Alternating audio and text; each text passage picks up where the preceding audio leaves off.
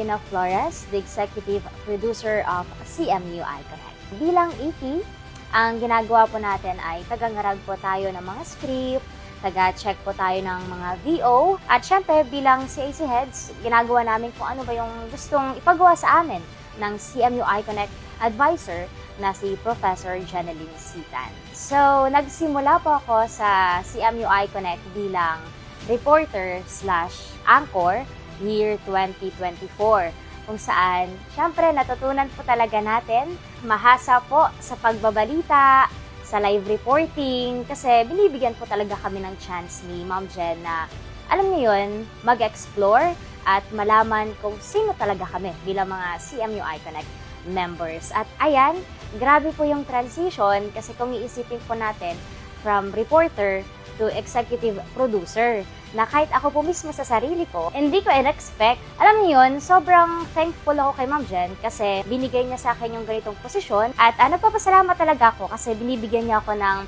maraming experience, mga bagong karanasan na talaga namang naniniwala ako na magagamit ko ito sa field na tinatahak ko.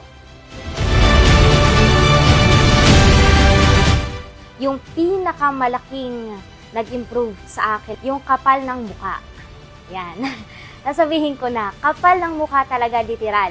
Kasi dati, nung hindi pa ako part ng CIC, kung 100% yung kapal ng mukha ko ngayon, 50% dati. Dahil sa CIC, naging 100 siya. Kasi nga, dito sa CMU iConnect, kapag binigyan ka ng opportunity ni Ma'am Jen, i-grab mo na agad. Huwag mo nang palampasin pa, huwag mo nang pakawalan pa. Kasi ayun nga, lagi ako naniniwala na kapag binigyan ako ng ganitong opportunity, alam ko na may nakikita silang potential sa akin. At ayun, binrab ko, subok lang tayo ng subok. Kumbaga, yung mga experience ko dito, parang stepping stone ko. Para once na nasa field na ako, alam ko na kung ano yung gagawin ko, alam ko na kung ano yung tatahakin ko sa buhay. CMU iConnect yung naging mirror ko. Ipakita mo sa akin kung sino ako sa future. CMU iConnect yung sumagot nun. Yun ang kagustuhan ko talaga na maging reporter balang araw. At sana matupad yun.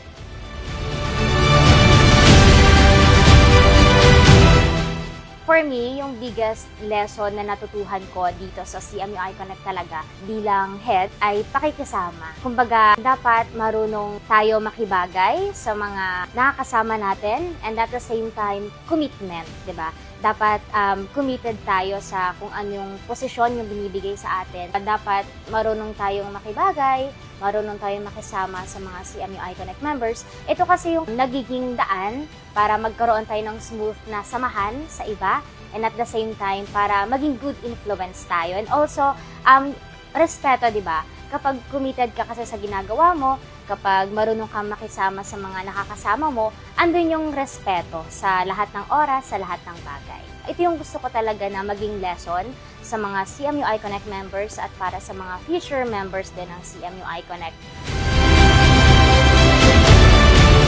Yung mga pagkakamali ko na nagagawa dito sa CMU iConnect. Kapag may live report ako na sumasablay dati, naka-proud yun for me. Kasi hindi naman ako matututo kung hindi ako nagkakamali. Pangalawa, ayun, pagkatapos ng pagkakamali, achievement. Kasi kapag natapos mo na yung live report mo, VO report mo, o kung ano man yung ginagawa mo sa CMU iConnect, sobrang nakaka-proud, di ba? Kasi biruin mo, nagawa mo to na akala mo dati hindi mo magagawa. At hindi yon matatapos o magiging matagumpay kung hindi dahil sa tiwala ng advisor at kung hindi dahil sa mga team mo. So, ang last na masasabi ko talaga na proud ako na naging part ako ng CMU iConnect ay dahil sa mga memories at sa mga nakilala ko dito talaga sa CIC. Andiyan ang mga CIC heads na talaga namang maasahan sa lahat ng oras, sa lahat ng bagay kung ano man ang ipapagawa ni Prof. Jen. At syempre, wag po natin kalimutan ang CMU iConnect advisor na si Prof. Janeline Sitan. Proud na proud po ako, Prof, na naging program chair ka ng journalism na dahil po sa'yo, isa ka sa naging dahilan kung bakit may CMU iConnect ngayon na nagiging stepping stone naming mga journalism students sa tinatahak po naming kurso at sa gusto po naming maging trabaho sa hinaharap. Maraming salamat po. Happy 2nd anniversary CMU iConnect!